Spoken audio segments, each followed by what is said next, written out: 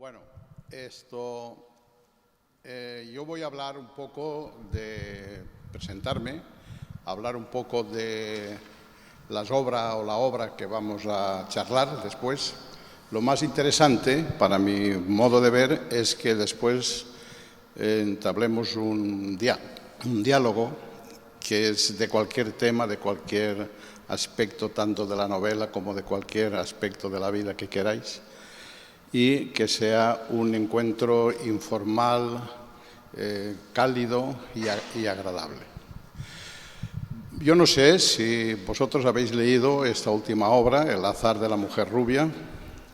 Yo últimamente, aparte de mi trabajo en el periódico, donde en el periodismo yo lo he hecho prácticamente todo, desde las crónicas parlamentarias a retratos de políticos, retratos de gente, entrevistas, viajes, etcétera, etcétera, ¿no? Todo lo que es el periodismo. Prácticamente mi literatura está hecha sobre un soporte del papel de periódico. Yo empecé escribiendo novela, nunca me imaginé que yo escribiría en los periódicos, pero desde el primer artículo que escribí, que eso es muy español, eso de estar siendo escritor y periodista, es decir, el primer artículo que yo escribí, noté que debajo de las palabras que yo escribía se movía un telar que estaba extremadamente vivo, un telar que se recomponía por la noche. Se llevaba al kiosco, al día siguiente desaparecía, al día siguiente podía echarse a la basura o envolver 1 kilo de patatas. Tu artículo que tú habías soñado servía para envolver un kilo de patatas, tal vez sin haber sido leído, pero eso te obligaba a seguir escribiendo, ¿no?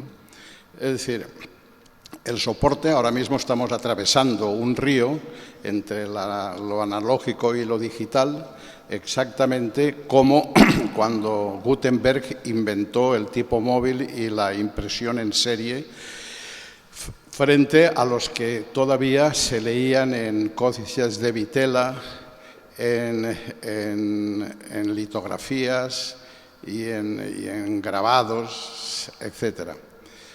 El soporte, desde las tablillas de barro hasta el papiro, los pellejos de cabra, no importa absolutamente nada, porque lo importante es el pensamiento, la emoción, la pasión, el sueño que tú impregnes sobre ese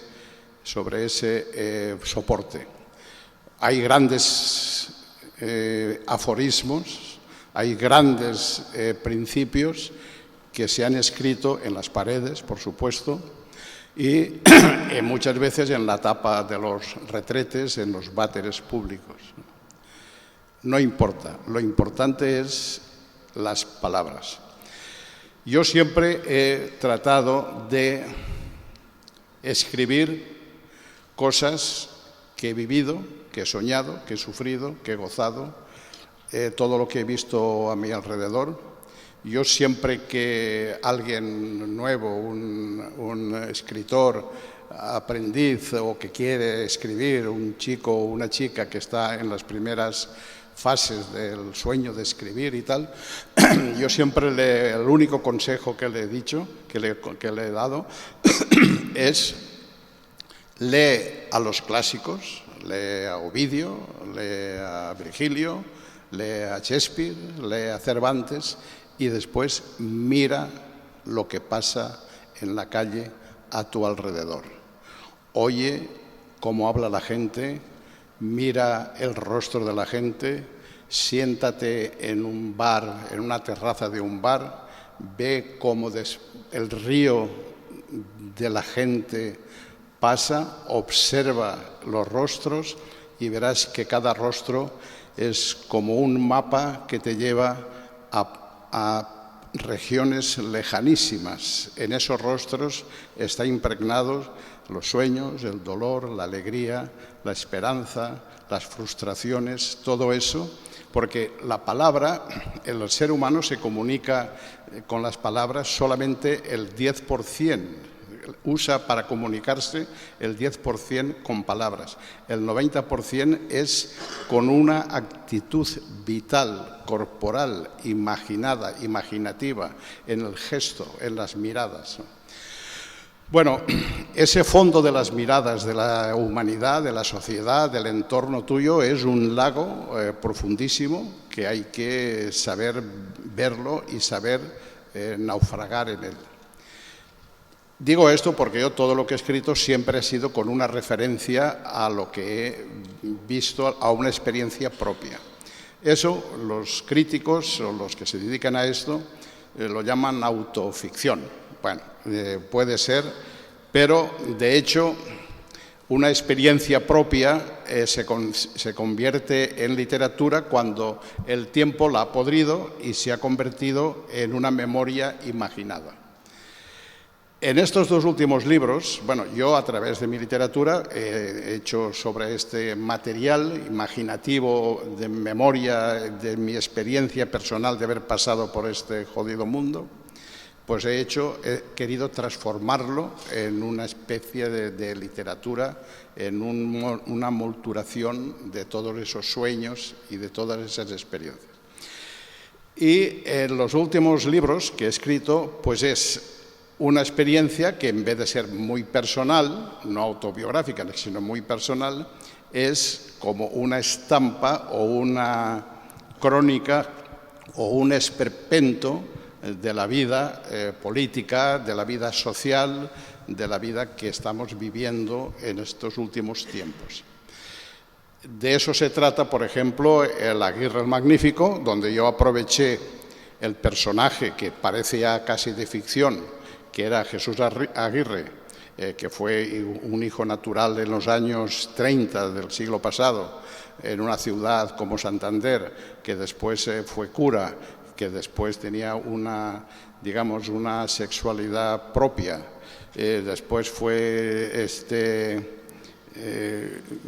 teólogo, después ya dejó de ser teólogo y dejó de ser tal, después fue un intelectual que aglutinó a toda una serie de intelectuales de Madrid y de España, y que de pronto un día rompe en Duque de Alba, ¿no? Y después, a los pocos momentos, pues muere prácticamente abandonado.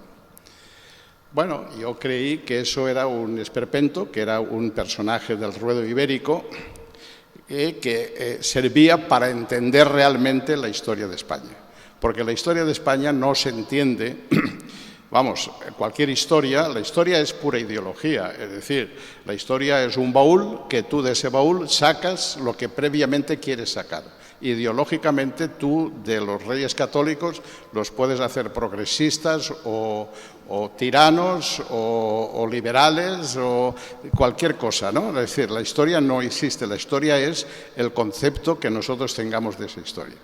Pero no creo que para explicar bien la historia sirvan los archivos. Los archivos están llenos de errores, de datos falsos, de cifras equivocadas, de fechas también. ¿Qué pasa? Que basta leer a Balzac o a Galdós para entender bien el siglo XIX. Y, es decir, que las novelas, la ficción, una ficción verosímil, real, de lo que se ha vivido, de ese excipiente que la sociedad emite y deja en suspensión en el aire, si un autor, si un escritor o una escritora logra sintetizar esa suspensión psíquica que la sociedad emite, concentra, es un concentrado que te explica mejor que ningún archivo la historia. En este sentido, yo creo que para mí, el haber escrito el Aguirre el Magnífico, pues concentraba toda una historia de España. Como en este del Azar de la Mujer Rubia, que también es prácticamente es un retrato ibérico, es un retablo ibérico, te explica mejor esta cosa de la transición, que ahora parece que está otra vez zaherida, es decir, es un momento en que nosotros somos hijos de la transición, los jóvenes son hijos de la transición aunque no lo sepan, y los mayores son las que la hicieron o las que la soportaron o las que creyeron en ella, etc. Y en este sentido yo he creído que no hacer ficción, sino hacer verosimilitud de cómo ha pasado los 70 años de nuestra historia, sirviéndome de tres personajes. Tres personajes, uno era el rey, que cuando era príncipe, otro era Suárez, cuando era un político provinciano, un gobernador de Segovia, y una chica rubia, hija de la marquesa de Llanzol, hija natural o ilegítima, como entonces se decía, que era hija de Serrano Súñer, una hija, también se diría entonces, adulterina, que es una palabra maravillosa. La palabra adulterio, si uno lo pronuncia suavemente, adulterio, te llena la boca. Es que es fantástico, no hay como eso. Bueno, entonces, pero imaginaros lo que es la marquesa de Llanzol, que tenía entonces, era una mujer, como se dirían estos castizos, una mujer de bandera, ¿no? Tacones de aguja, 1,78 de estatura, que entonces era mucho. En los años, estamos hablando años 50. De noche, de los años 50 en Madrid, de noche era Ava Gardner y sus flamencos, y que todo el mundo presumía de haberse acostado con Ava Gardner, ¿no? Que, por cierto, hay una anécdota muy... Es decir, Ava Gardner iba de tablao en tablao, ¿no? Y normalmente pues se emborrachaba, ¿no? Solía pegarle a la protapil. Y siempre había 2 o 3 que la seguían hasta el hotel, porque ella era muy caprichosa y a lo mejor ella vivía entonces en el Hotel Hilton, que es ahora Intercontinental, y a lo mejor con un poco de suerte ella en el ascensor te decía, sube, ¿no? Vale. Y cuenta Fernando Fernán Gómez y Paco Raval que desde el Corral de la Morería, ella completamente embriaga, pues se fue para el hotel y ellos dos la siguieron. Atravesaron el vestíbulo esperando que al pie del ascensor dijera subir, pero no dijo nada. Pero en ese momento bajaba el ascensorista y les dijo, les advierto que no es nada del otro mundo, ¿eh?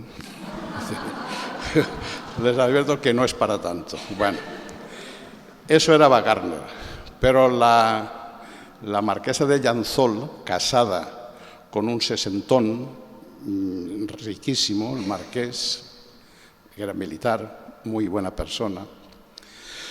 Bueno, en plena guerra, en Burgos, se fue amante de Serrano Súñer. Tuvieron un hijo, ella pues tal.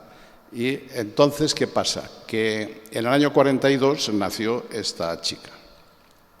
Siempre se ha dicho la historia, para que se vea que la historia siempre es falsa, siempre se ha dicho que en el año 42 Franco echó del gobierno a Serrano Súñer porque olfateaba que la guerra se estaba decantando hacia el lado de los aliados y como este era pro-nazi, pues quería, digamos, limpiar un poco la imagen del gobierno. No fue así.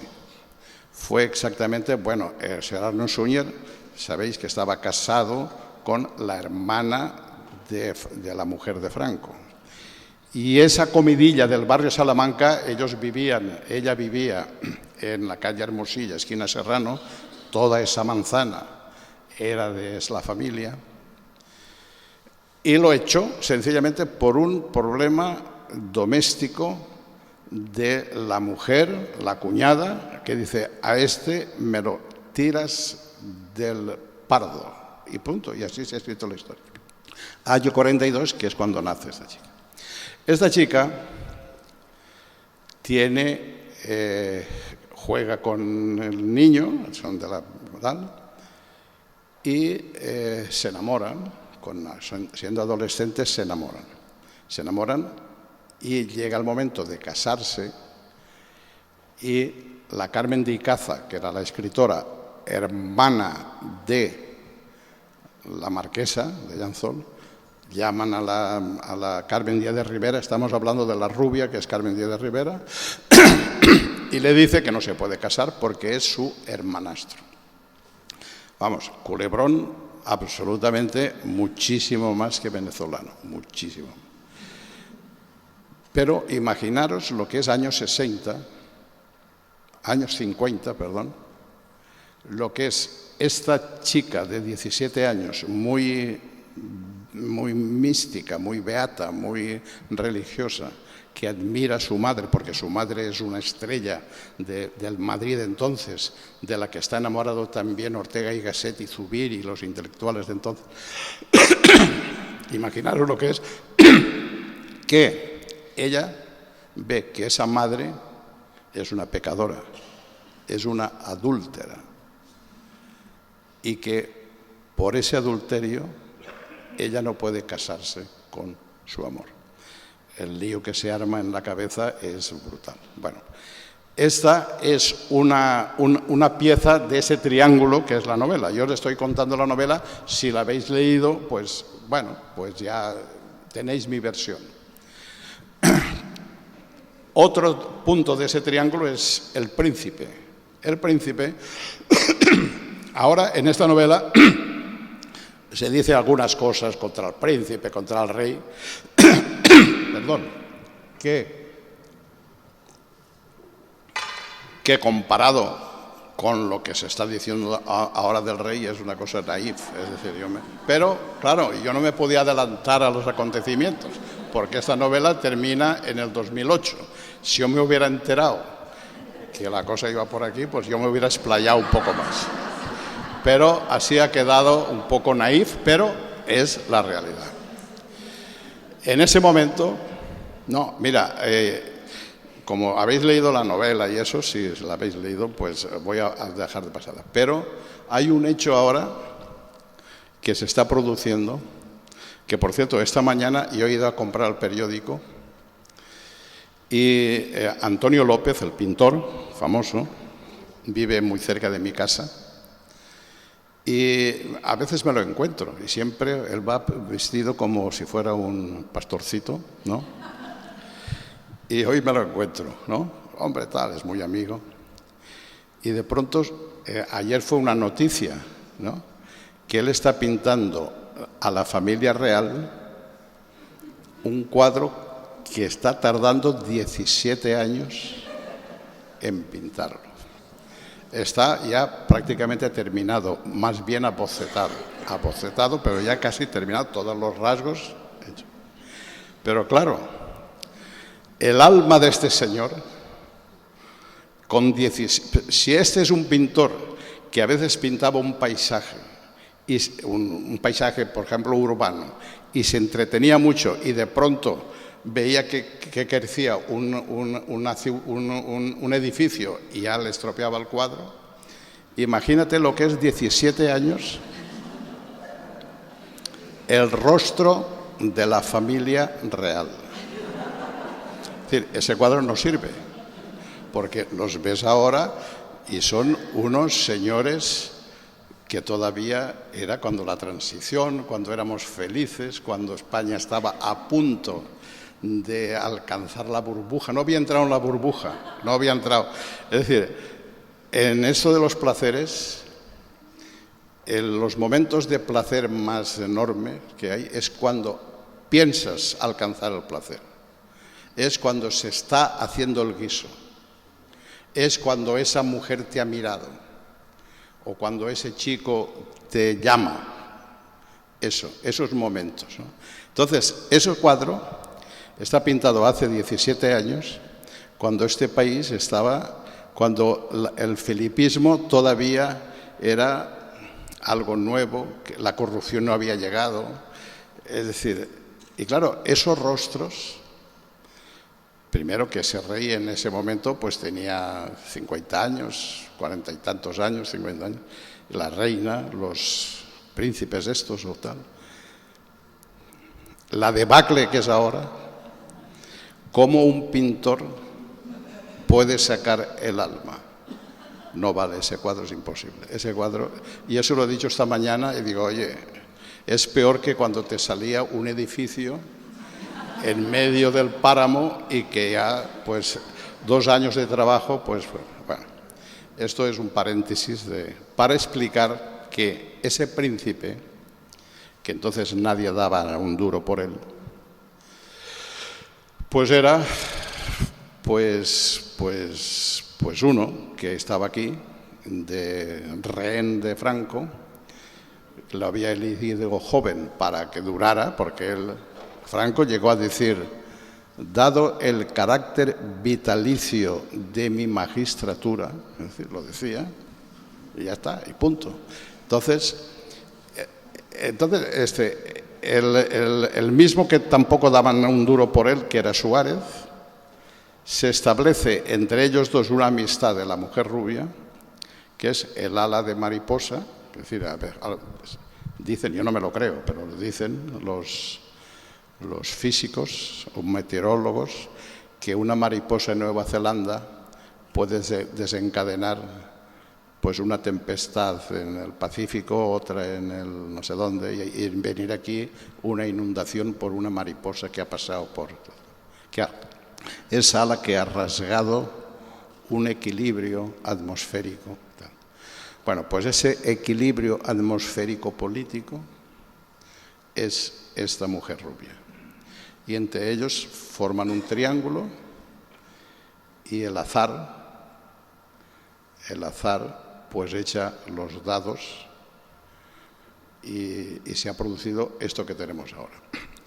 En aquel momento la transición era una esperanza y, dicho así brevemente, cuando llegó la transición, yo que fui cronista parlamentario, la sensación y vi los primeros momentos de tensión, ¿no? Cuando se cruzaban en el pasillo de las Cortes Fraga con Carrillo la primera vez, Dolores Ibarruri y Alberti con Blas Piñar, en fin, era una cosa, una tensión increíble, vamos, como en el oeste, cuando pasan allí. Y bueno, y lo que sí se notaba entonces es que cualquier bando político, viniera del fondo del franquismo o del fondo de la clandestinidad o de la oposición, o etcétera, fueras joven o viejo, currao o novato, la sensación que daba es que todos empujaban en una misma dirección, sacando lo más positivo que tenían para sacar la carreta del charco. Es decir, vamos a olvidar lo que ha pasado. Fue la izquierda mucho más generosa en ese aspecto. Entre ellos la derecha siempre en aquel momento se decían todo menos otra guerra. Todo menos otra guerra. Bueno, y con el tiempo, pues ahora estamos en una situación inversa, que parece que cada grupo parlamentario, cada grupo político, parece que está sacando lo peor que tiene de sí mismo para tirárselo a la cabeza como... De hecho, la democracia, lo fundamental de la democracia es que la basura que produce el ser humano, la política, la sociedad, es una especie de rebaño que pasa y va dejando atrás un olor agrio a choto, ¿no? Y con una cosa, un detritus. La democracia consiste en limpiar esa corrupción casi que es connatural. y elevarla con las bombas de achique a la superficie. Y eso funciona, es decir, las bombas de achique están funcionando. Lo que sucede es que esa basura se estratifica en la superficie y nadie la recoge. Es decir, y es como si hubiera una huelga de basura. Es decir, si aquí hubiera mañana una dictadura, esas bombas, lo primero que hace un dictador es cegar esas bombas. Esas bombas mañana ya no habría corrupción en absoluto. Y si la hubiera, no nos enteraríamos. Pero lo que sucede es que esa basura que está en la superficie se tiene que limpiar. Alguien tiene que recogerla. Los jueces, alguien tiene que ir a la cárcel. Sería como daría mucha serenidad a la gente que lo está pasando malísimamente mal, que alguien fuera a la cárcel. Eso daría como una cierta tranquilidad. Pero nada, no es así.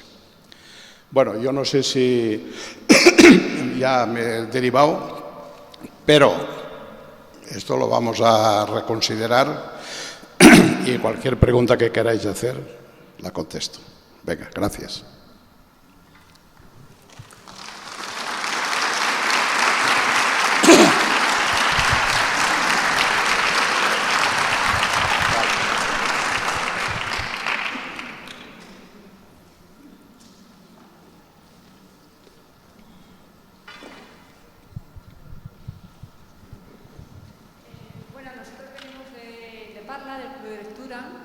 Y tengo que decir que nos ha encantado la novela y me gustaría agradecer a la Casa del Lector y a la editorial Alfaguara que nos haya permitido asistir a este encuentro, porque además es un tipo de novela que viene muy bien comentar con el autor, porque tiene esa mezcla de realidad y de ficción que a veces pues surgen dudas, no sabes muy bien distinguir entre lo que sucedió, lo que no sucedió. Y entonces nos gustaría mucho pues hablar sobre ello, ¿no? Y también me gustaría saber si el azar jugó también en la concepción de la novela. Es decir, si usted se imaginó esa historia antes o una vez después de esa fotografía.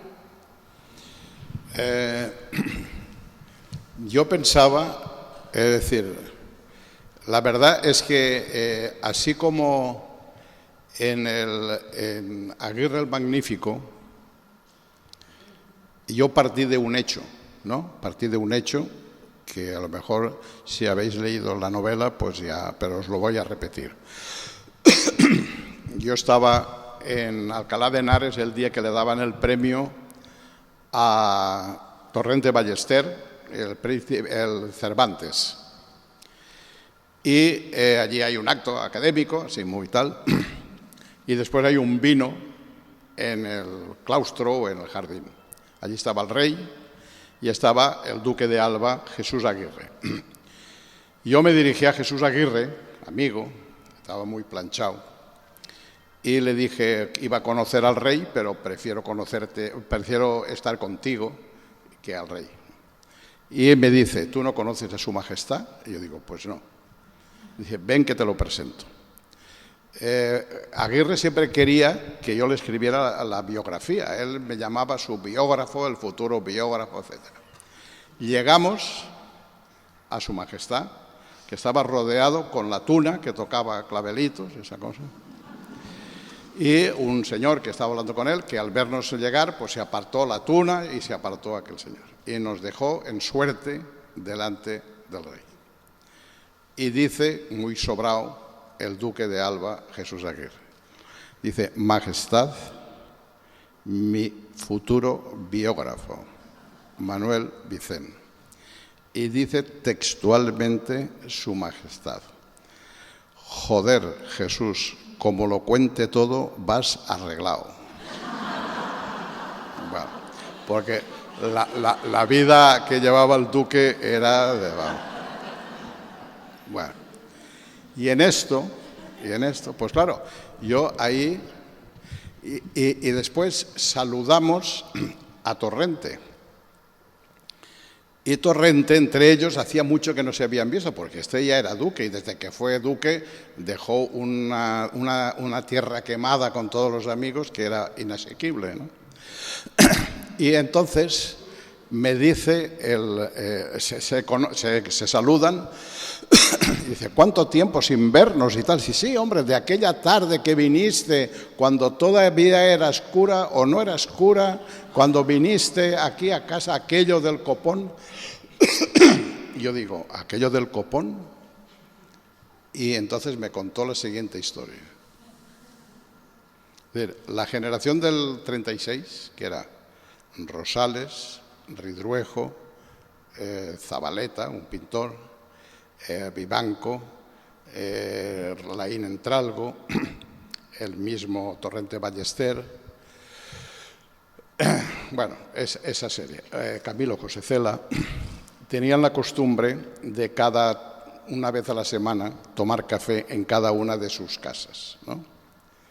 Allí preparaban un poco de té o de café o tal, y unos bollos, etc. En eso estaban, esa vez le tocaba a Torrente Ballester.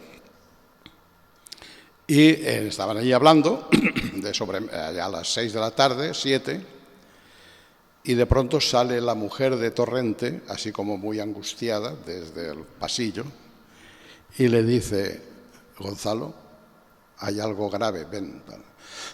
Gonzalo se levanta, se va, y a los 10 minutos aparece otra vez en el salón donde estaban todos. Y dice, es que pasa lo siguiente, que debajo de la cama de mi hijo hay un copón lleno de hostias y 2 candelabros, un copón de oro. Y entonces era un momento en que una hostia no se podía tocar porque te electrocutabas, ¿no? Y entonces van todos para allá, todos, imaginaros la comitiva aquella, se arrodillan, se levantan las faldas de la mesa y Ridruejo, que era el que tenía más tablas, dice, hay que llamar al padre Aguirre, que era padre Aguirre todavía. Y Cela dice, pero si ese ya no es cura, si ese ya no es cura. Y entonces, sí, le llaman a la editorial, que entonces dirigía la editorial Taurus. Y allí se pone uno y le dice, no está, tal, pero yo sé dónde está, que estaba en el pub de Santa Bárbara. Entonces lo llaman y llega allí el padre Aguirre, que ya no era cura, pero en fin, estaba en esa cosa. Llega allí, mira el copón debajo de la cama y dice, allí también estaba García Hortelano, que aunque no era de esa generación, como era amigo de la hija de Torrente, estaba también en aquella reunión. Y él tomaba gin tonic siempre, los demás café con leche y el gin tonic. Entonces llega allí el cura Aguirre, levanta aquello y dice, la Santa Madre Iglesia, en un canon que ahora no recuerdo, dice que en caso, como si fuera eso el dominó, en caso de duda el 6 doble, ¿no? Es decir, en caso de duda hay que tener a las sagradas formas como si estuvieran consagradas.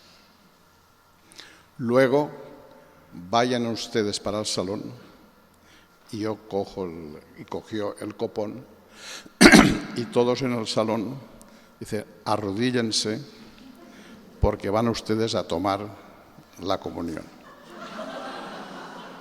Se arrodillan todos y había pues unas 300 hostias. Y dice, como hay tantas hostias y yo he quedado con un amigo, dice, se las voy a dar en tacos. Pero considerando de que entonces, yo no sé si algún mayor que hay aquí se acordará todavía que antes de comulgar no se podía ni comer, ni beber, ni que la hostia te tocara una muela, en fin, eso era, te podías ir al desolladero. Y entonces empezó, no sé qué, y atacos. Y cuando le pasaban, le llegaba el turno a García Hortelano, él decía, paso. Pues, bueno. Entonces, eso fue el inicio de la novela, porque digo, yo esta cosa que sucedió en una hora en el jardín de Alcalá de Henares, pues me dio motivos para explicar la vida de este señor, que era casi un personaje de ficción. En este caso, de la mujer rubia, pues evidentemente, más que la foto, yo lo que quería hacer es un retablo de la transición. Yo había hecho muchos retratos de todos los políticos y de tal, pero los había hecho bajo la especie periodística. Yo quería transformar eso en literatura, es decir, en ficción, en verosimilitud, porque la realidad no tiene tanta fuerza como la imaginación, y la imaginación tiene que ser verosímil. Cuando una cosa es verosímil y el lector o la lectora se lo traga, el anzuelo es de oro. Es decir, el anzuelo es de oro. Bueno, y en este momento, pues yo digo, lo que me subyugaba de esa historia de la transición era que la contara o que la imaginara alguien, un protagonista fundamental, que es Suárez, con la memoria perdida. No que tuviera Alzheimer, porque eso de enfermedades gafa y eso no hay que tocarlo, sino la memoria perdida, la memoria láctea como elemento literario. Y evidentemente, yo no sé si fue antes o después, el hecho de que al ver esa foto famosa de que el rey está llevando, era el jardín de la casa de Suárez, ahí en la calle, vamos, en la Florida, ¿no? Es un jardín, bueno, y la sensación que da es que lo lleva hacia un bosque. En ese momento Suárez no sabe quién es ese señor, tampoco sabe su nombre. Ese breve paseo duraría 5 minutos de estirar las piernas, ¿sí? Y yo me imaginé que ese paseo era un círculo mental de 75 años de historia de España que pasa por ese bosque. Y en ese bosque pues pasa de todo, ¿no? Y ahí, bueno, es una ficción, es todo real. Es decir, si tú me dices, todo lo que pasa ahí es verdad, pues es tal verdad literaria absolutamente, ¿no? Porque es verosímil, ¿no? Es verosímil. Y al final, ya digo que estaba en el año 8, que es cuando esa foto está. Y el rey, cuando se va, ¿no? El Suárez lo mira de espaldas a ese señor que le acaba de ser amable, porque tal, pues lo ve de espaldas e imagina que si se mete en ese bosque lo va a pasar muy mal. Es lo único que me permití de adelantar el futuro. Y en ese bosque está, Bueno, ahí eso es. Es decir, no sé si es antes o después, pero que pero lo que más me subyugaba es esa memoria perdida de un héroe. Es decir, un héroe que porque Suárez en esta novela es, digamos, como un héroe clásico que tiene las 4 notas características, bueno, hay muchas más, pero tiene 4 notas características del héroe clásico, que es primero un aventurero en el sentido del viento. Aventura quiere decir estar a merced del viento, ¿no? Donde te lleve el viento. El aventurero no sabe lo que le va a pasar, ¿no? El viento se lo tiene que decir. Un aventurero que se pone al frente de una empresa que él no sabía cómo iba a terminar. Al héroe el destino siempre le impone un sacrificio o una prueba de valor, que en este caso la superó en el 23F. Y no solamente porque no se tirara al suelo, sino porque se jugó la vida para salvar a un amigo, ¿no?, a Uder Mellado. Otra característica del héroe es que sea abandonado o traicionado por los suyos, cosa que sucedió. Y otra, que pierde la memoria, como Alejandro Magno en ese cuento famoso de Gray, que se pierde en un bosque y, bueno, y al cabo de muchos años se convierte en un soldado y le pagan con una moneda que él mandó acuñar cuando era Alejandro de Macedonia. Y bueno, y en eso, pues ahí está todo.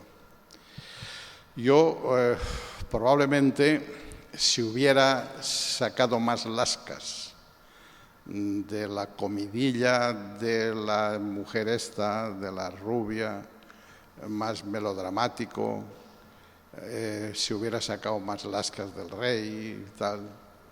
Pero yo creo que una de las primeras reglas del arte consiste en saber parar a tiempo. Es decir, muchas veces una pincelada de más te estropea el cuadro, un párrafo de más te estropea un capítulo, o un capítulo te estropea una novela. Es decir, parar a tiempo y sobre todo dejar espacios. Es decir, yo creo que lo más interesante de un libro que te guste es los espacios en blanco, que son espacios para despegar tu propia imaginación al leer, y que el autor o la autora tenga el talento de convertir esos espacios en espacios navegables, ¿no? Y bueno, y eso, unido también a mi abulia, a mi pereza, a mis ganas de acabar pronto y de todo eso, pues todo junto. Pero ahí está. Más.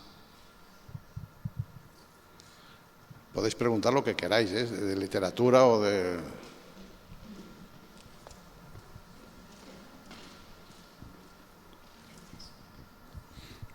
Buenas tardes, Manuel. Venimos del Club de Lectura de Loeches, que es donde está enterrado Aguirre, en el Panteón de los Duques de Alba. Y en este Club de Lectura hemos leído esta última novela, El azar de la mujer rubia, y ha suscitado mucho debate, porque la transición ha sido mucho tiempo un ejemplo para muchas generaciones que ahora hemos visto que no era tal, ¿no? Y en este libro está muy bien contado cómo la transición ha tenido unas aristas que no se han sabido demostrar durante mucho tiempo y ahora están saliendo a la luz. Hay una idea que subyace y a mí me parece muy interesante, lo voy a leer literal porque me gustó mucho cómo estaba escrito, que dice en el libro: en el fondo la democracia consiste en sentar las bases racionales para que una sociedad evolucione biológicamente con normalidad. Es evidente que en la actualidad estamos viviendo una época en la que la democracia está secuestrada y los políticos son más caïnitas que nunca. Mi pregunta es, estos cimientos que construyeron una falsa democracia dan los frutos ahora. Y me gustaría saber si en algún momento usted cree que vamos a encontrar un camino en que esa sociedad pueda evolucionar biológicamente normal a pesar de esos cimientos que creo que ahora se están viniendo abajo y están dando a la luz esta doble España, este olvidar lo que sucedió, que nunca se debió olvidar. Porque cuando se habla con ciudadanos de Sudáfrica o de Alemania o de Argentina y nos preguntan por nuestra transición, no piensan como en otros lugares del mundo. Piensan que olvidar al final tiene una mala salida y al final el olvido nos lleva a situaciones como las que estamos viviendo hoy en día. Muchas gracias. Vale, no te he oído muy bien porque hay una especie de resonancia, ¿no? Pero si no te he entendido mal, tú preguntas que hay un momento que has leído que la democracia consistía en dejar que el río de la vida corriera y tal. para que la sociedad se desarrolle la sociedad puede evolucionar biológicamente normal. ¿Y ahora? Y ahora digo, la democracia actual está secuestrada. Sí. Y la sociedad no está evolucionando biológicamente normal. Ahora estamos viendo que los problemas actuales vienen precedidos por una democracia que se instauró en unos cimientos falsos, que a día de hoy está originando una España caínita que siempre estuvo y que nunca se resolvió. Bueno, pues no te puedo decir que no. Es decir, si algo hubo cuando llegaron los socialistas, era Felipe, que ahora está, es decir, en España, por ejemplo, el nivel de los políticos se establece por los insultos que han recibido. Es decir, el político más insultado de la historia, digamos, reciente de España es Azaña. Azaña fue la bestia negra, el más insultado. Después fue el más insultado. ¿Y por qué? Porque quería, digamos, torcer el desarrollo biológico frustrado de una España mal hecha, que es mal hecha. Bueno, fue insultadísimo. Otro insultadísimo fue Suárez. Yo no sé si recordaréis las cosas que se decían de Suárez. Otra cosa que fue insultadísimo fue Felipe en su momento. Felipe siempre, había un ministro me cuenta, un ministro de Felipe, siempre me cuenta que después de cada consejo de ministros tenía una frase casi como un latiguillo, dice: no piséis callos inútilmente, dejar que fluya la sociedad por su propia inercia. Bueno, eso será una frase política o nada. Y ahora, por los insultos, pues ya sabes dónde cae el Zapatero, pobre Zapatero, pues vamos, ya está más que insultado. Es decir, todos los que han querido, digamos, torcer un poco el curso de la historia negra, pues han sido machacados. Ahora bien, el problema, digamos, la derecha considera que esto es su finca, no hay problema, la derecha no tiene corrupción, la derecha es la derecha, es decir, la corrupción de la derecha es en casa del notario, es decir, es la casa del notario. ¿Cuándo empezó a joderse esto?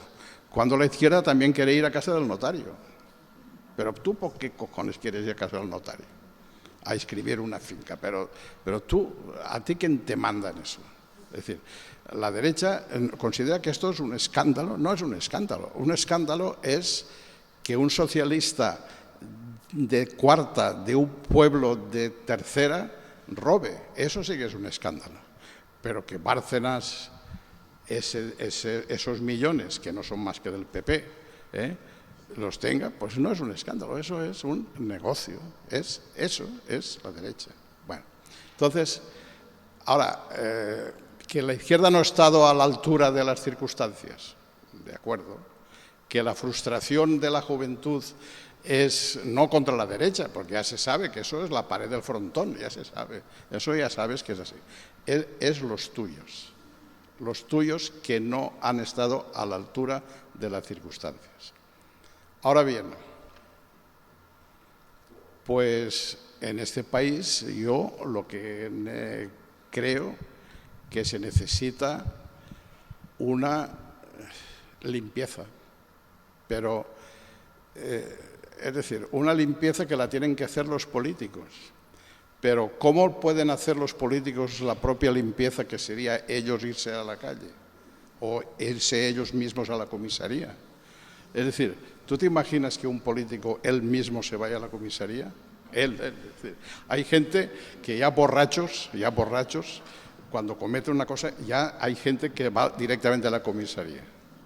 Bueno, pues mientras los políticos, ellos por su propio pie no vayan a la comisaría, pues tendrá que ser una juventud que cambie las cosas. Pero claro, yo no soy profeta ni tengo idea, ¿no? Ni idea. Pero me imagino que estos movimientos que hay de solidaridad, esos movimientos que hay de libertad, que la coge uno y se la apropia, pues yo creo que por ahí tiene que brotar una nueva forma de vivir, ¿no? Digo yo. Lo que sucede que con la crisis y con todo esto, pues el panorama es terrorífico, pero no lo sé. Yo, francamente, la pregunta que tú me haces es que la izquierda está culpabilizada, pero que es así. Y no tengo más respuesta que esa, claro.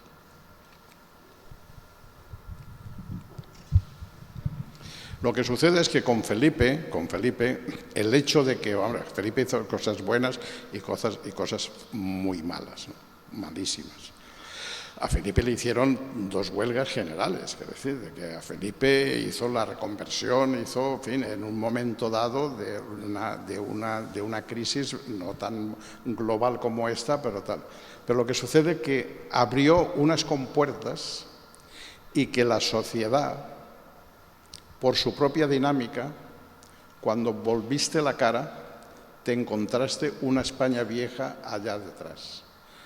Las formas de vivir, los jóvenes, las formas de mirar, las formas de amar, de comer, de bailar, de viajar, cambió la piel de este país, cambió la piel. ¿Qué pasa ahora? Que la sensación que me da que las compuertas están otra vez cerradas.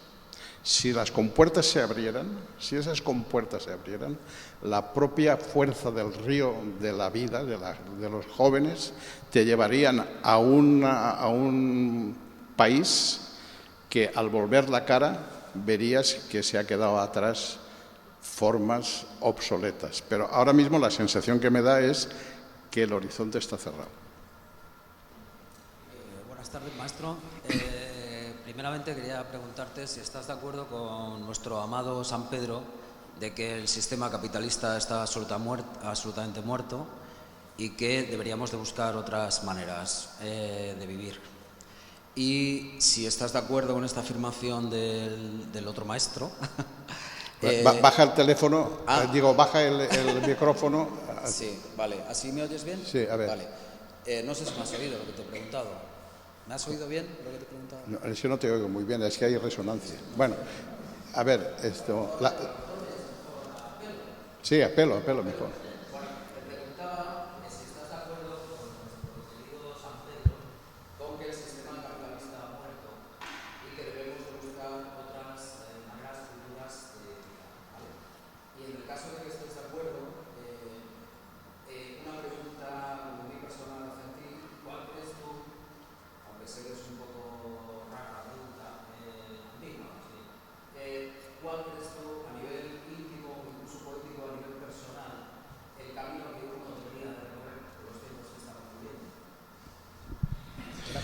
Bueno, pues eso es el hazte budista. Ahora hay una tercera vía del socialismo que es la vía budista es decir, cómo ser feliz siendo explotado. Es decir, disfruta, ya es como disfruta siendo explotado. No, es que, claro, yo la sensación que me da es, primero, ningún problema se puede resolver en este planeta. Es decir, aquí ha habido unos momentos de imágenes fantásticas, ¿no? Es decir, primero, imágenes que han revolucionado la historia, porque es lo que decíamos antes, es el ala de mariposa que pasa. Es decir, la primera vez que un señor que se llamaba Zapruder, que era un tío de Texas, de Dallas, se había comprado una cámara de esas, un 8, no sé qué, tal, y para estrenarlo era un dueño de una tienda de lencería femenina, y de pronto, para estrenar aquel Super 8, pues se pone encima de un pilón y ve que viene una caravana, que dice que viene una caravana y tal, y bueno, de Kennedy.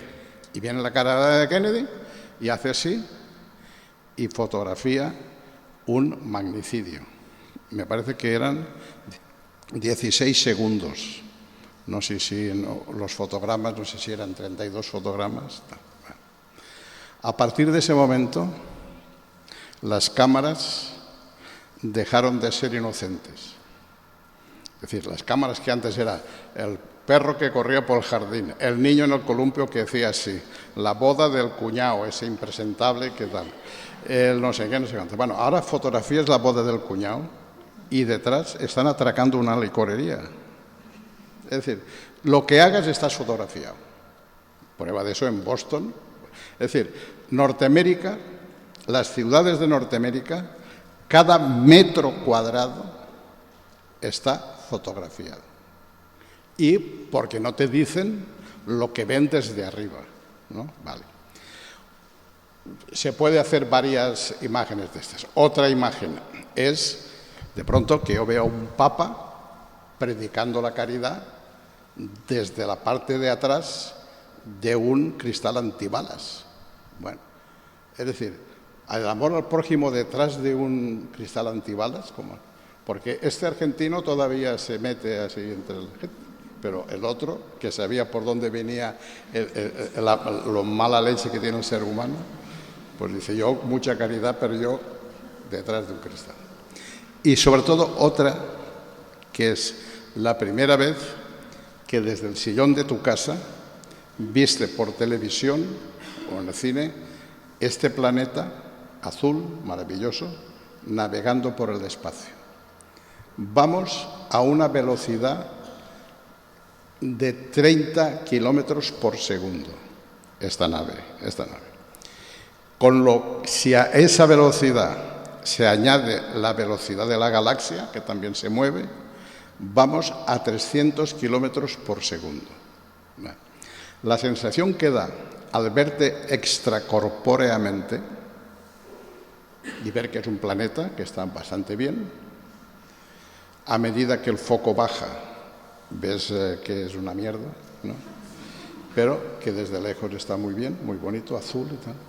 Pero la sensación que da esa visión extracorpórea, sin que te des cuenta, en el cerebro de la humanidad se ha instalado un principio. Esto o nos salvamos todos o perecemos todos. Es como un barco, es como una nave, ¿no? Y en esa sensación que ahora esto se ha desarrollado, la sensación que da es que en esta crisis que tenemos ahora, la solución ya no es capitalismo sí, capitalismo no. La solución tiene que ser global y la solución tiene que ser moral. Más que comunista o socialista, moral y global. El hecho de que los imperios siempre se han hecho con esclavos, punto redondo.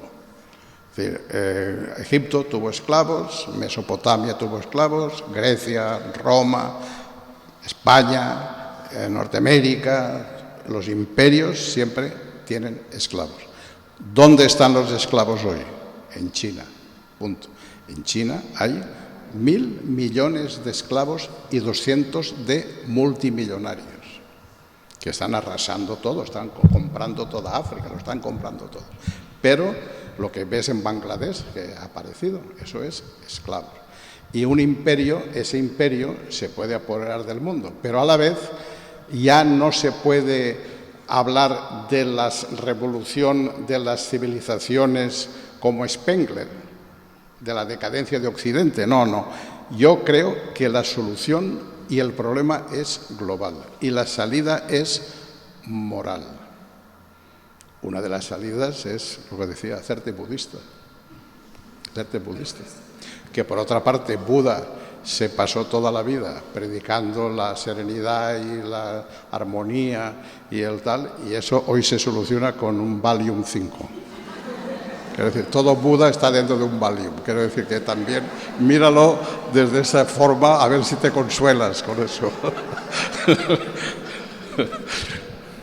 Es que preguntas cosas que yo no sé nada. Sí, yo bastante tengo con ver salir el sol cada mañana, que para mí es... Yo una vez, que yo tengo un amigo que, bueno, un amigo, ¿no?, que es un venerable, ¿no?, un lama. Bueno, venerable es la parte, bueno, antes de ser lama se es venerable, ¿no? Porque ahí te empujan los discípulos. Si tienes muchos discípulos, pues eres lama. Y entonces, y una vez hablando con él y tal, allá arriba, allá en un monasterio de aquellos, dice, ahora, el sol sale todos los días, se puede demostrar por leyes físicas que el sol saldrá mañana, ¿eh? Pero metafísicamente, le dije yo, no se puede demostrar que el sol va a salir mañana. Metafísicamente, ¿eh? Físicamente sí, pero metafísicamente. Y él se quedó un poco pasmado, así como diciendo, este tío se está quedando conmigo, ¿no? Y digo, yo para arreglarlo un poco, le dije, saldrá si tú lo deseas. ¿Comprendes? Si tú lo pides, que salga para ti, ¿no? Bueno, pues eso es la...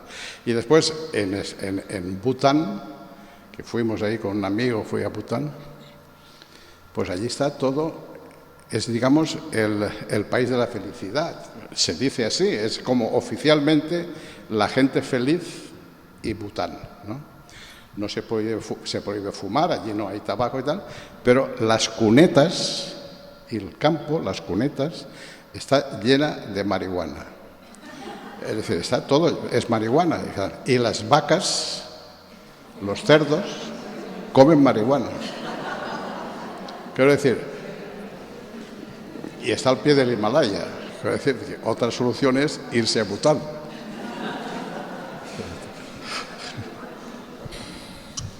Bueno, buenas tardes. Voy a volver un poco al libro, si no molesta mucho. Realmente me ha parecido, quiero darle la enhorabuena, me parece una obra magistralmente escrita. ¿Por qué no hablas, te levantas y hablas así, es que resuena eso? Sí.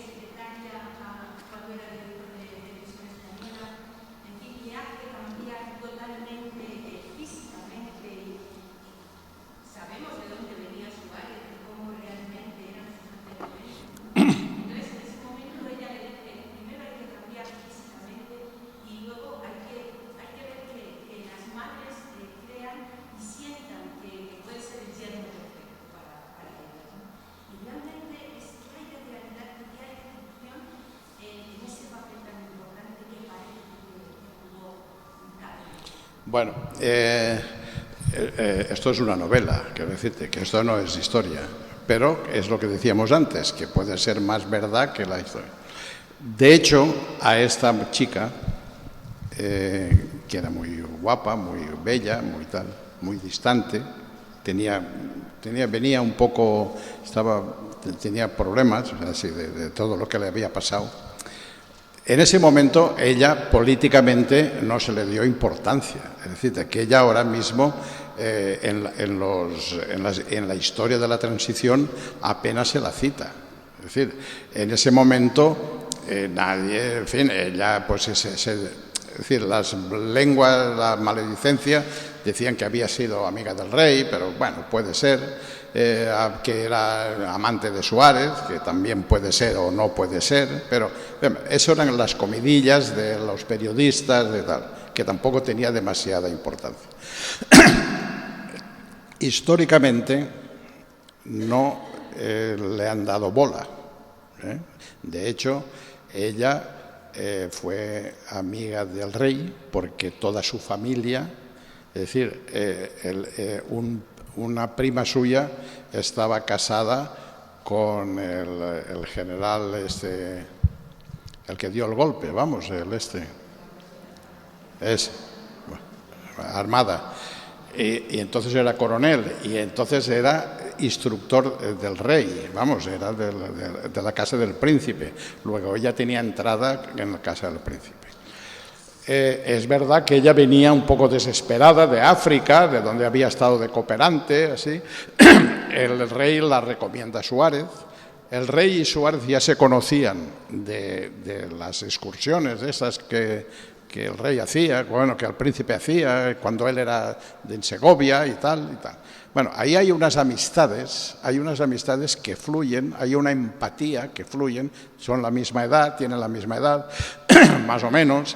Él, cuando aquello de los ángeles de San Rafael, que aquí en esta novela opera como metáfora, pero eso fue real, es decir, el Suárez en ese momento, amigo del príncipe y que le llevaba para aquí y para allá, le enseñaba todos los secretos y de todos los ventorrillos secretos de la sierra, etcétera. Cuando cae aquel restaurante, que es la caída que metafóricamente ha caído ahora con la burbuja, el Suárez saca con sus propias manos a muertos y heridos debajo de los escombros. Quiero decir, que es un tipo que da la talla cuando la historia te exige que des la talla. Y esa amistad vale más que todos los vericuetos de la política, las zancadillas, porque hay que considerar que el príncipe en ese momento estaba asesorado por su padre. Estaba asesorado por, en fin, el príncipe era muy elemental. El príncipe no ha leído un libro en su vida. Es decir, nuestro rey no ha abierto un libro en su vida. Es decir, pero eso no quiere decir nada, quiero decir, aunque ahora estemos aquí vendiendo un libro, pero en fin. Pero como no somos reyes ni eso, pues hay que leer. No, lo que te quiero decir es que era todo como muy primario y la política muchas veces opera en esos niveles. Es decir, me fío de que ha sido mi amigo y además, por otra parte, el rey sabe, porque el rey tiene un instinto. Vamos, a lo mejor no ha leído un libro, pero instinto de oler a lo mejor sí, ¿no? Entonces, el Suárez, cuando nadie daba un duro por y todos le hacían la pelota a Carrero y a López Rodó y a no sé qué y tal, Suárez ya jugaba al tenis con ya apostaba por es decir, porque un político, también Suárez no leyó jamás un libro, quiero decir que ahí estaban a la par, y tal vez con eso se reconocían en el olfato, en el instinto. Solamente tenían un instinto que es lo que tiene que tener un político. Un político tiene que tener instinto del poder, instinto. ¿De dónde está la fuente del poder? Hay gente que siempre se equivoca, siempre se enamora de la persona equivocada, siempre apuesta por un consejero que es un ladrón, ¿no? Y no hace caso al que tiene verdadero talento. Y Suárez sí tenía ese olfato. Y el rey, a la vez, también podía tener el olfato de fiarse de un tipo que le había dado muestras de lealtad cuando nadie daba un duro por él. Por otra parte, también coincidía que conocía todas las claves del franquismo interno para poder limpiar las cuadras, ¿no? Para poder limpiar el franquismo, para que entrara después la derecha esa fina, ¿no? Es decir, yo distingo la derecha de dos, la que tiene el cinturón por debajo de la tripa, una derecha, y la que se pone la pretina aquí arriba. Esa de aquí arriba es más peligrosa. La del cinturón debajo de la tripa la ves venir. Al bodeguero ese lo ves venir, pero al de aquí arriba ese no. Bueno, pues él limpió para que entrara esa derecha, limpió las cuadras. Y entonces, en esa jugada de largo alcance, pues bien aconsejado o bien por instinto, el Suárez le sirvió. Y si encima no hacía más que esta chica, a la que nadie daba un duro, yo la veía en las Cortes, porque entonces hacía las crónicas parlamentarias, y venía allí y estaba allí en la sala, en el palco de la prensa y tal. Y nadie, bueno, pues era la chica que era la jefa de gabinete de Suárez, ¿no? Y lo que les daba era la lata a los dos increíble. La lata de hay que modernizar España, tal, no sé qué. Ella era una moderna había estado en París, había estado en tal, y quiero decir, y daba mucho la lata. Y es posible que entre esos tres, ¿por qué no? Yo me imagino que tiene más fuerza a unos niveles de torcer el curso de la historia estos hechos concretos, ¿no? Porque la historia siempre obedece a cosas mínimas, ¿no? A cosas mínimas. Por ejemplo, en la guerra esta del Golfo, antes de que cayeran las Torres Gemelas, a mí uno que se dedica a vender armas, que es legal, es un tal que vende armas a los países árabes y todo eso, me dijo un año antes o año y medio antes de que cayeran las Torres Gemelas, me dijo, va a haber una guerra porque en Kuwait ya hay 3 millones de sándwiches congelados. Hay 5 millones de yogures congelados. Es decir, para la tropa. Es decir, es que mandar 150.000 soldados que comen 3 veces al día, cuidado, que se lavan la boca con el cepillo de dientes 3 veces al día, que cuando ven un yogur, pueden matar y bombardear una ciudad, pero ven que un yogur caducado, se mueren. Es decir, entonces, quiero decir, es que no es más real para una guerra inminente en que la Intendencia haya ya mandado 2 años antes 3, 4, 5 millones de comida congelada para un ejército. Pues yo creo que sí, Y la historia hay que escribirla desde ese punto de vista. Y a mí me lo contó en una terraza tomando una cerveza un señor que lo sabía, porque está metido en ese negocio. Así es la historia. Y en esto es posible que el yogur congelado estaba ahí. Más. Y si no, pues ya, ¿qué hora es? Bueno, vamos. A ver. ¿Qué? Sí. Yo le quiero preguntar si me quiere contestar, claro. Sí, seguro que sí. ¿A corto plazo qué futuro le da usted a la monarquía? ¿A corto plazo? Para ti, ¿corto plazo qué es? ¿Mañana, pasado, la semana que viene? Para mí, a corto plazo lo tengo muy claro. Cuando el que está ahora mismo ya no puede estar. ¿Cuando muera el rey? ¿O cuando se lo lleve Dios a...? Bueno, pues no lo sé, francamente. Yo no soy, ¿qué cojones? Yo sé lo que pasa. Es decir,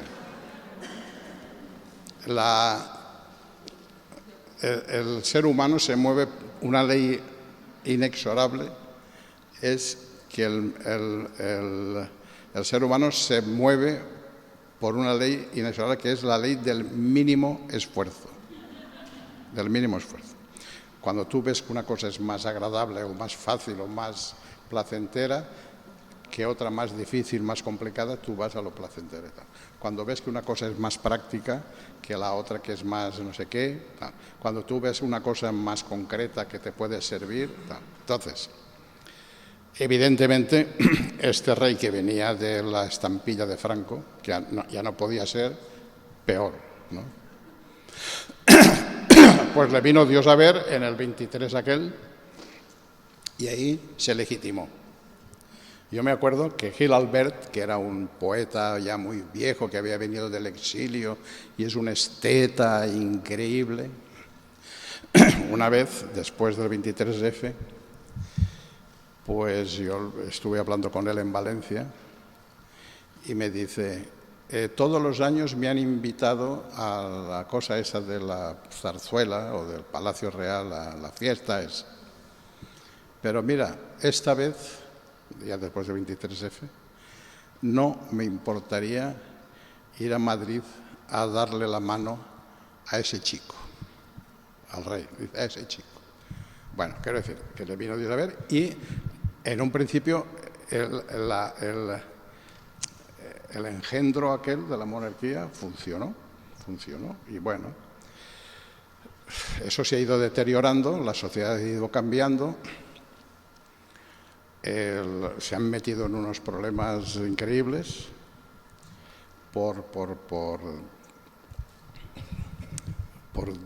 yo qué sé, por frivolidad, por lo que sea. Bueno. Y ahora mismo estamos en un problema de que es más rentable. Es decir, yo no veo que la sociedad española, la monarquía no la valora en absoluto. Porque si el azar ovárico seminal, imagínate tú, 1 millón o 2 millones de espermatozoides y un óvulo y que salga lo que salga por ahí y que eso le tengas que poner una corona al día de mañana. Imagínate tú el problema que es eso. Y eso, además, la historia que viene rebotada, ¿no? Es decir, desde el punto de vista racional es un esperpento eso, ¿no? Ahora, si funciona para que más o menos el tinglado se mantenga en pie, porque estamos hablando de una sociedad que está a punto de irse a tomar por el saco. Cuidado, porque la sociedad ahora mismo vemos que hay pobreza por la calle, que te piden limosna, que te piden no sé qué, ves que la gente está fastidiadísima, y que va bajando un poco de nivel, el nivel va bajando, pero llega un momento en que la bajada es exponencial y de pronto te puedes levantar un día en que si la crisis continúa y que no tiene pinta de no continuar, pues te puedes encontrar con esto. Entonces, en medio del río, cambiar de caballo, me parece que esta sociedad no está preparada para ese tal. Por otro lado, consuela muchísimo, a mí la sensación que me da es que consuela mucho poder insultar al rey. Es decir, es que consuela mucho. Es que consuela de narices. Es que, ¿sabes qué pasa? Que la televisión, es decir, el hecho de salir en televisión, ahora salen los facinerosos. Ver la televisión ahora es una panda de facinerosos, vamos, te pones a esa cosa del zapping y es un horror, ¿no? Todas las tertulias, todos gritando, déjame hablar, deja que termine, ¿me dejas terminar? Y venga, pero déjame terminar, y todos déjame terminar. Y todos superponiéndose unas idioteces encima de otras, que además ya sabes cada uno lo que va a decir, porque vienen reglamentados desde origen, ¿no? Bueno, entonces, ¿qué pasa? Al principio de televisión, salir en televisión creaba como el que salía en televisión era un héroe. Salían yo qué sé, salía pues el que había ganado una carrera, el que había ganado un fútbol, el que había ganado no sé qué, o un premio, o no sé cuántos y tal. Era una cosa como inasequible, era un mundo de fantasmagoría inasequible. Ahora la televisión es tan canalla, lo que sale a la basura es tan horrible que cualquier persona desgraciada se siente superior. Y eso consuela. Es decir, consuela que tú, sintiéndote un desgraciado, puedas insultar al rey. Dices, sí, ese es un gilipollas. ¿Hay algo que consuele más que decir a una princesa gilipollas?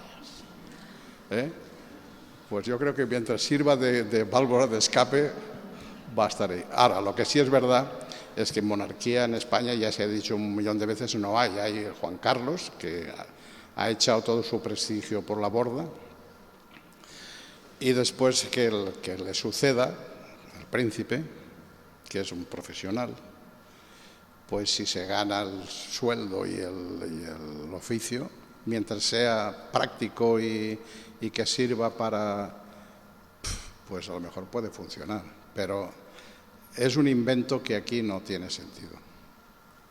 No somos monárquicos y este es un país. Ahora, sirve en cuanto puedes insultarlos, como pasa también, por otra parte, en Inglaterra, porque en Inglaterra lo que pasa es que después hacen unos desfiles y hacen unas no sé qué, unas ceremonias increíbles, pero la monarquía está para poder insultarla, y en eso sí sirve muchísimo.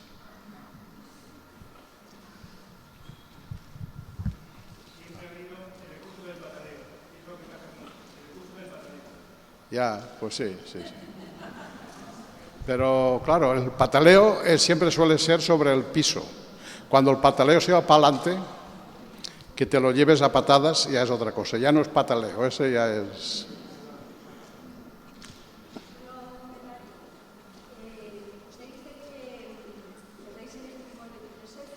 ¿Cómo?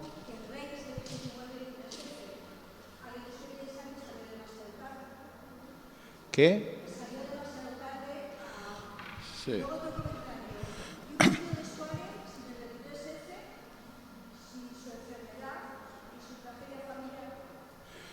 Bueno, eso yo ya no sé porque, hombre, la verdad es que le han pasado muchas cosas y ha tenido muchos problemas familiares, pero vamos, eso le puede pasar a cualquiera. Si uno se sienta en una terraza, ¿no?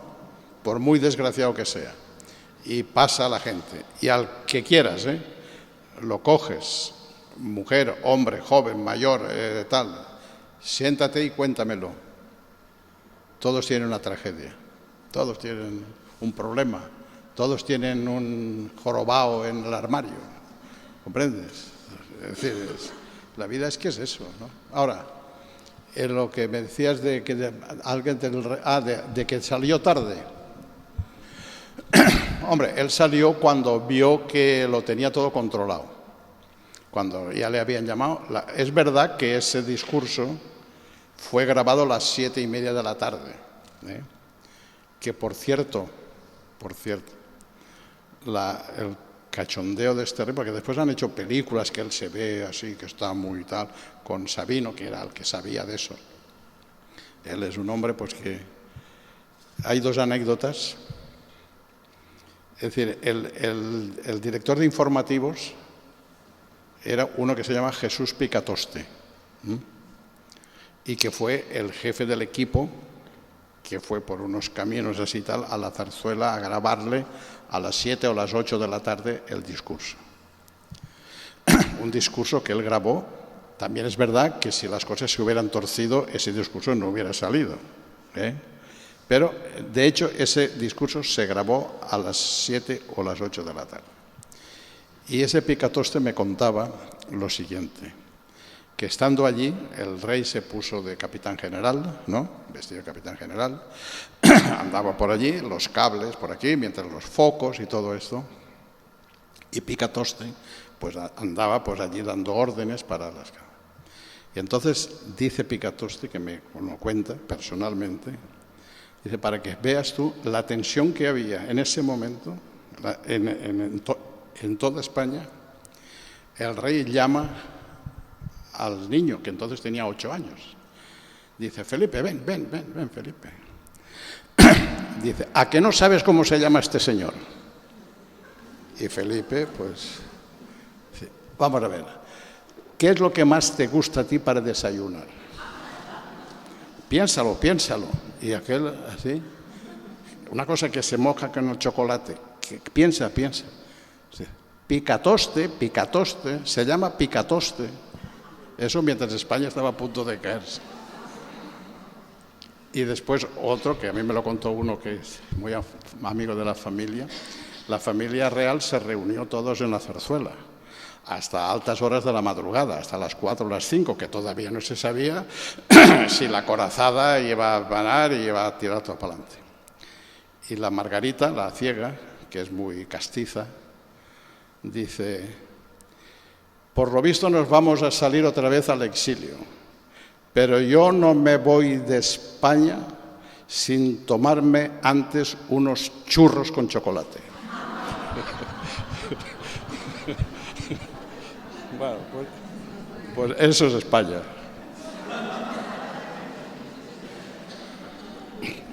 Bueno, yo creo que 1 hora y media estamos aquí. Muchas gracias.